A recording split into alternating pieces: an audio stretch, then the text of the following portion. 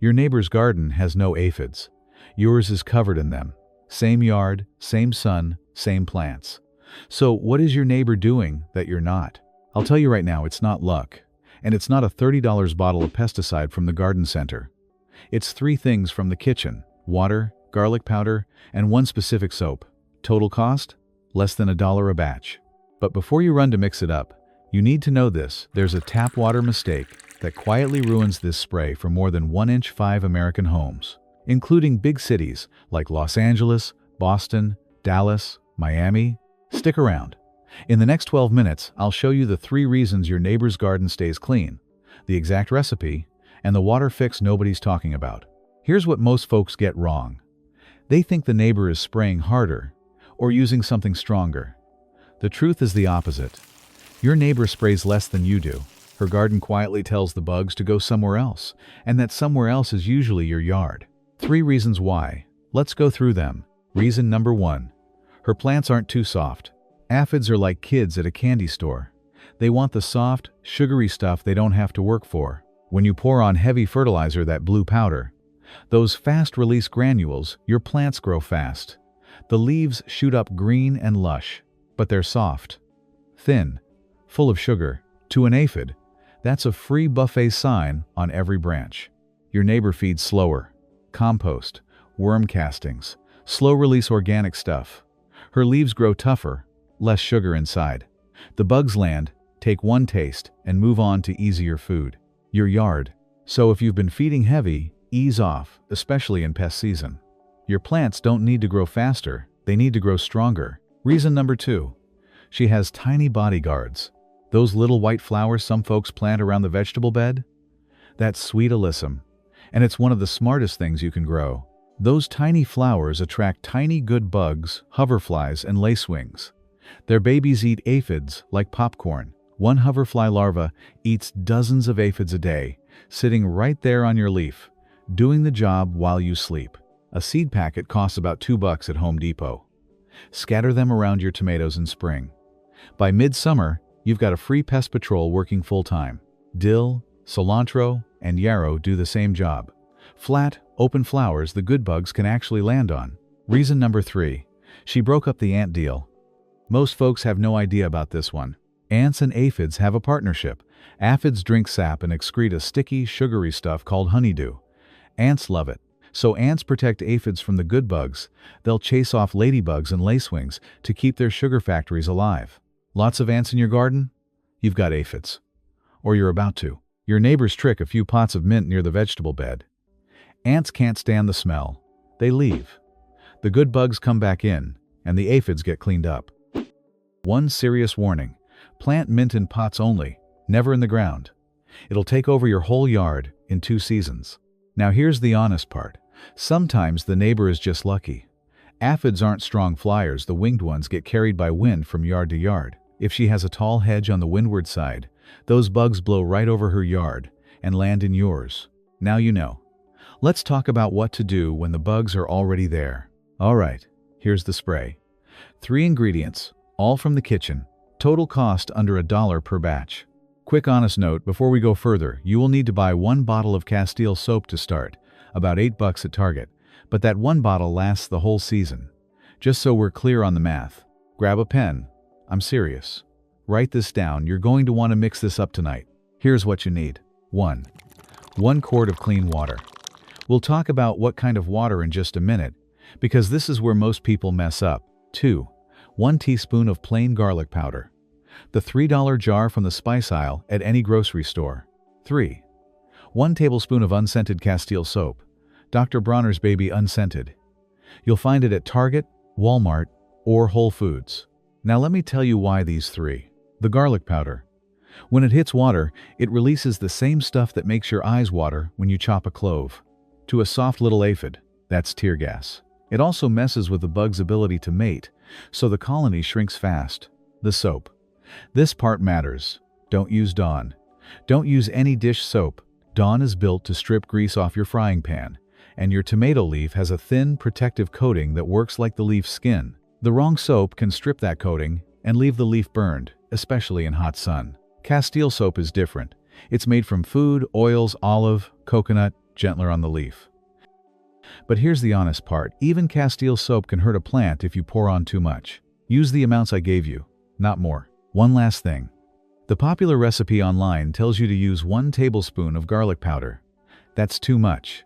It clumps up and clogs your sprayer. 1 teaspoon does the same job, costs less, and your sprayer keeps working. 1 teaspoon, not 1 tablespoon. Write that down twice. Now about that water.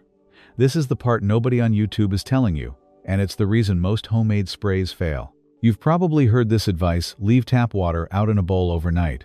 The chlorine evaporates, then it's safe to mix with garlic. That advice was right 30 years ago. Today, it's wrong for millions of American homes. Here's why. More than 1 in 5 Americans, over 60 million people, get tap water treated with something called chloramine instead of plain chlorine. And chloramine does not evaporate overnight. You can leave that water out for a week, and most of it is still sitting there. Cities like Los Angeles, Boston, Dallas, Miami, and Philadelphia have used chloramine in their water systems. So if you're in a big city, it's worth checking. You may have been spraying with bad water and wondering why the bugs aren't dying. 2 easy fixes. Pick whichever fits how you like to do things. The lazy fix. Buy a gallon of distilled water at the grocery store. About $1. Done. No thinking required. The cheap fix. Crush 1 plain vitamin C tablet from the drugstore. Stir a tiny pinch into your quart of water. Wait 1 minute, and your water is ready. One important warning here. Use plain vitamin C only. Not the orange-flavored kind. Not the chewable kids kind. Not Emergen-C. We don't want sugar, dye, or flavoring on tomato leaves that'll bring ants and mold to your garden. The exact opposite of what we want. If your city uses chloramine and you skip this step, you're spraying weak water and wondering why the bugs aren't dying. Don't gamble with your spray. $1 of distilled water or 1 crushed vitamin tablet. Either way, you're protected. Now let's talk about how to actually spray it, because there's a right way and a wrong way, and the wrong way will burn your plants. 3 rules. Get these right and your spray works. Get them wrong and you'll burn your own plants, even with the gentle Castile soap mix. Rule 1. Time of day matters. Spray early morning, before 8 a.m., or late afternoon, when the sun has come off the leaves. Never spray in the middle of the day. Never in direct hot sun. The combination of soap, garlic oil, and intense sunlight will cook your leaves. You'll come back the next morning to brown spots and crispy edges, and your plants will look worse than when you had the bugs. Cool air, soft light, that's the window. Rule 2. Flip the leaves. This is the one trick that separates folks who succeed from folks who keep wondering why the bugs come back. 80% of aphids hide on the bottom of the leaf, not the top. They're down there protected, breeding, while you spray the tops and feel like you're doing a great job. Tip each leaf up with 1 hand. Spray underneath with the other. Yes, it takes a few extra minutes. That's the whole game right there. Rule 3. Spray 3 times, not once. Here's what most people don't understand. When you spray today, you kill the grown-up bugs. But there are eggs on those leaves that will hatch in 3 to 5 days. Spray once and walk away, and you'll have a brand new infestation by next week. So mark your calendar. Day 1 kills the adults. Day 6 kills the babies that just hatched. Day 11 catches the stragglers and builds a barrier. After those 3 sprays, you're usually good for 2 to 3 weeks. One quick note about the good bugs. Don't spray open flowers. Don't spray a bee or a ladybug directly. Spray at dawn or dusk when they're not active. Aim under the leaves where the aphids actually are. Once it dries, it doesn't keep working like a chemical pesticide. Still, the safest move is to avoid open flowers and avoid spraying a good bug directly. That's the whole spray method. 3 rules. 1 bottle. 10 minutes per round. Before we wrap up, let me answer the 4 questions I know you're about to ask. Because every single time I share this recipe, these same 4 come back. Question 1. Can I use fresh garlic instead of powder? Yes, but here's the trade-off. Fresh garlic actually has more of the bug-killing stuff, but it clogs your sprayer with little fibers, and the spray goes bad in 48 hours from fermenting in the bottle. If you want to use fresh crushed 2 cloves, let them sit on the cutting board for 10 minutes, then mix and use the same day. And one safety warning: never store fresh garlic in oil. That can create a botulism risk. That's a serious illness, not something to mess with. Keep this spray water-based. Use it the same day. Done. Question 2. Can I use Dawn instead of Castile soap? I covered this earlier, but I'll say it again because folks ask every time. No. Dawn is a powerful degreasing dish soap, and that's exactly the problem. It'll strip the protective coating right off your leaf, and the plant gets sunburned. Question 2. Can I use Dawn instead of Castile soap? I covered this earlier, but I'll say it again because folks ask every time. No. Dawn is a powerful degreasing dish soap, and that's exactly the problem. It'll strip the protective coating right off your leaf, and the plant gets sunburned. Castile soap. $8 at Target. Lasts a year. Worth every penny. Question 3.